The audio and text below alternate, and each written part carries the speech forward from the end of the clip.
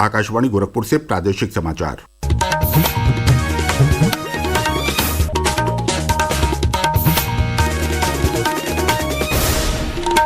नमस्कार। समाचार बुलेटिन के साथ मैं प्रमोद कुमार सिंह। पहले मुख्य समाचार। प्रदेश के कई जिलों में लोगों ने महसूस किए कल नेपाल में आए भूकंप के झटके। राष्ट्रीय राजधानी क्षेत्र दिल्ली, उत्तराखंड और बिहार के भी कुछ जिलों में महसूस हुआ भूकंप। मुख्यमंत्री योगी आदित्यनाथ ने लखनऊ और सिद्धार्थनगर जिले के अलग अलग कार्यक्रमों में लिया हिस्सा। कहा, मात्र 2 वर्षों में दुनिया की तीसरी अर्थव्यवस्था बनेगा भारत। अयोध्या में श्री रामनवमी के दिन श्रद्धालुओं पर मां सरयू के जल की ड्रोन से की जाएगी फुहार। पहली बार दीपोत्सव का भी होगा आयोजन। और आईपीएल के 16वें मैच में लखनऊ जायंट्स ने मुंबई इंडियंस को 12 रनों से हराया। अब समाचार विस्तार से। पड़ोसी देश नेपाल में कल शाम आए भूकंप के हल्के झटके उत्तर प्रदेश के कई जिलों और राष्ट्रीय राजधानी क्षेत्र दिल्ली में भी महसूस किए गए। नेपाल के मध्य क्षेत्र में 20 किलोमीटर की गहराई में इस भूकंप का केंद्र रहा। शाम 7:52 पर आए इस भूकंप की तीव्रता 5 मापी गई। हमारे गोरखपुर प्रतिनिधि ने बताया कि नेपाल के काठमांडू, पोखरा और विराटनगर सहित कई जिलों में तेज झटके महसूस किए गए। वहीं प्रदेश के गोरखपुर, लखनऊ, बरेली, वाराणसी और सिद्धार्थनगर समेत कई जिलों में तथा उत्तराखंड और बिहार के कुछ जिलों में भी लोगों ने हल्के झटके महसूस किए। प्रदेश के मुख्यमंत्री योगी आदित्यनाथ ने कल लखनऊ और सिद्धार्थनगर जिले में अलग अलग कार्यक्रमों में हिस्सा लिया। लखनऊ विकास प्राधिकरण की अनंत नगर आवासीय योजना में उन्होंने पंजीकरण प्रक्रिया का शुभारंभ किया। इस अवसर पर मुख्यमंत्री ने कहा कि अच्छी आवासीय सुविधा देकर ईज ऑफ लिविंग को बढ़ावा देना डबल इंजन सरकार की पहली प्राथमिकता है।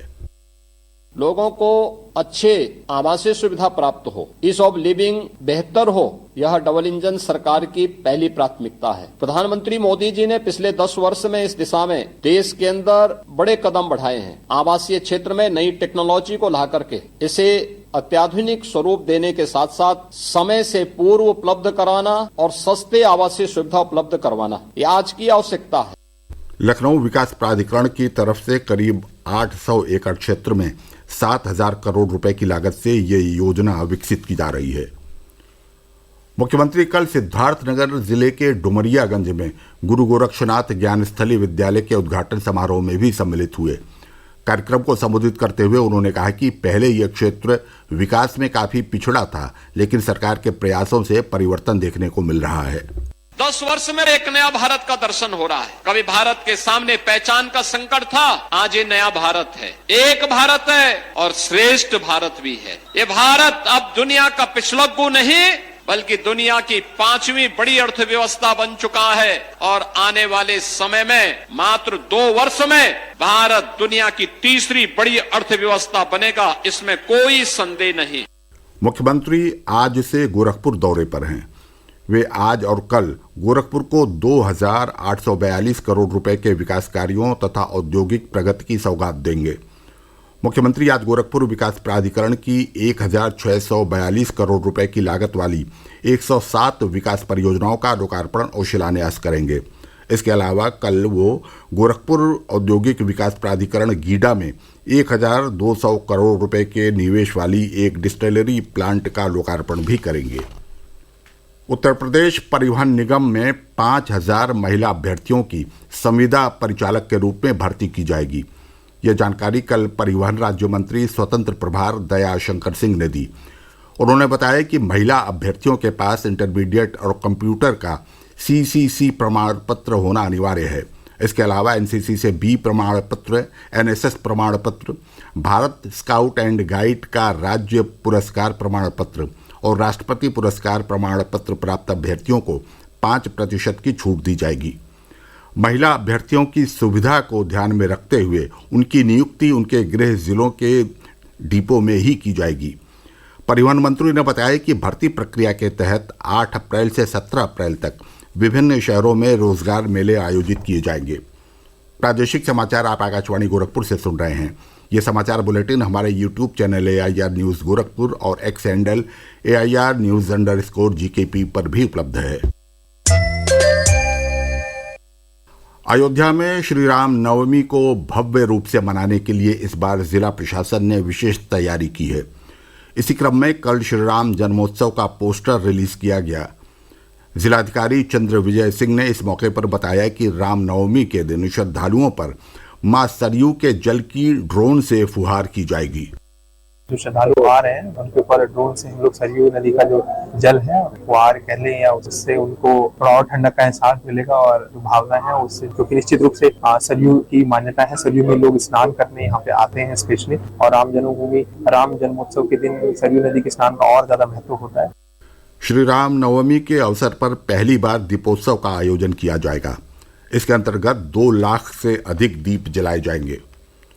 नवरात्र के दौरान आज पूरे प्रदेश में मां दुर्गा के 8वें स्वरूप महागौरी की पूजा अर्चना की जा रही है। मुख्यमंत्री योगी आदित्यनाथ ने एक सोशल मीडिया पोस्ट के जरिए मां महागौरी से लोगों के मंगलमय जीवन की प्रार्थना की है। प्रदेश भर के मंदिरों और शक्तिपीठों में माता की पूजा अर्चना हो रही है। इसी क्रम में आज नवरात्र की अष्टमी और कल श्री राम नवमी के अवसर पर प्रदेश के प्रमुख शक्तिपीठों और मंदिरों में रामचरितमानस का अखंड पाठ किया जाएगा। यह जानकारी कल पर्यटन एवं संस्कृति मंत्री जयवीर सिंह ने दी। उन्होंने बताया कि इस बार के आयोजन में विशेष रूप से महिलाओं और बालिकाओं की सहभागिता सुनिश्चित की जाएगी। इंडियन प्रीमियर लीग 2025 के 16वें मैच में लखनऊ सुपर जायंट्स टीम ने मुंबई इंडियंस टीम को 12 रनों से हरा दिया। लखनऊ के भारत रत्न श्री अटल बिहारी वाजपेयी इकाना क्रिकेट स्टेडियम में कल शाम 7:30 बजे से खेले गए इस मैच में मुंबई इंडियंस की टीम को 204 रनों का लक्ष्य मिला था। रोमांचक मुकाबले में मुंबई इंडियंस की टीम अंतिम ओवर तक प्रतियोगिता में बनी रही। इस टीम को अंतिम 6 गेंदों में जीत के लिए 22 रनों की जरूरत थी, लेकिन लखनऊ के तेज गेंदबाज आवेश खान की शानदार गेंदबाजी के कारण मुंबई इंडियंस अंतिम ओवर में सिर्फ 9 रन बनाने में सफल हो सकी। पद्मश्री और दादा साहेब फाल्के पुरस्कार से सम्मानित सुप्रसिद्ध अभिनेता मनोज कुमार का अंतिम संस्कार आज मुंबई के विले पार्ले में होगा। कल सुबह 87 वर्ष की उम्र में उनका निधन हो गया था। प्रस्तुत है आकाशवाणी की विशेष रिपोर्ट। 24 जुलाई 1937 को अबोटाबाद में हरिकिशन गोस्वामी के रूप में जन्मे मनोज कुमार ने हिंदी सिनेमा में अपनी एक अलग पहचान बनाई। 1965 का वर्ष उनके करियर में एक महत्वपूर्ण मोड़ साबित हुआ, जब उन्होंने शहीद भगत सिंह के जीवन पर आधारित फिल्म शहीद में मुख्य किरदार निभाया। ऐ वतन हमको तेरी कसम, तेरी राहों में जहाँ तक लुटा जाएंगे। इसके बाद उनकी फिल्मों में देशभक्ति की गहरी भावना झलकने लगी, जिससे वे भारतीय दर्शकों के दिलों में बस गए और भारत कुमार के नाम से प्रसिद्ध हो गए। सेनापति, जब जन्म देने वाली माँ पास ना हो ना, तब ये धरती माँ आंसू तो आंसू खून का बहना भी बंद कर देती है। अगर इस मिट्टी से फायदा पहुँचे ना, तो इसका कर्ज चुका देना। उपकार और पूरब और पश्चिम जैसी उनकी प्रसिद्ध फिल्में राष्ट्रभक्ति और एकता की भावना को दर्शाती है। जो लोग यहाँ आके बस जाते हैं, वो ये क्यों नहीं सोचते कि उन पे सबसे पहला अधिकार उस देश का है जिसने पाल पोस के उन्हें बड़ा किया। मनोज कुमार ने लगभग 4 दशकों के अपने लंबे करियर में भारतीय सिनेमा को अपार योगदान दिया। है प्रीत जहाँ की रीत सदा, मैं गीत वहाँ के गाता हूँ। अंकिता आप्टे, आकाशवाणी समाचार, मुंबई। राष्ट्रपति द्रौपदी मुर्मू, उपराष्ट्रपति जगदीप धनखड़, प्रधानमंत्री नरेंद्र मोदी और मुख्यमंत्री योगी आदित्यनाथ सहित कई गणमान्य व्यक्तियों ने उनके निधन पर शोक व्यक्त किया है। लखनऊ से आगरा जा रही इंटरसिटी एक्सप्रेस ट्रेन का इंजन फेल होने से कल ये करीब 1.25 घंटे तक इटावा के भरथना रेलवे स्टेशन के पास खड़ी रही। इस ट्रेन का संचालन मालगाड़ी के इंजन के सहयोग से किया गया। और अंत में बुलेटिन का मुख्य समाचार एक बार फिर। प्रदेश के कई जिलों में लोगों ने महसूस किए कल नेपाल में आए भूकंप के झटके। राष्ट्रीय राजधानी क्षेत्र दिल्ली, उत्तराखंड और बिहार के भी कुछ जिलों में महसूस हुआ भूकंप। मुख्यमंत्री योगी आदित्यनाथ ने लखनऊ और सिद्धार्थनगर जिले के अलग अलग कार्यक्रमों में लिया हिस्सा। कहा, मात्र 2 वर्षों में दुनिया की तीसरी अर्थव्यवस्था बनेगा भारत। अयोध्या में श्री राम नवमी के दिन श्रद्धालुओं पर मां सरयू के जल की ड्रोन से की जाएगी फुहार। पहली बार दीपोत्सव का भी होगा आयोजन। और आईपीएल के 16वें मैच में लखनऊ जायंट्स ने मुंबई इंडियंस को 12 रनों से हराया। इसके साथ ही प्रादेशिक समाचार समाप्त हुए। नमस्कार।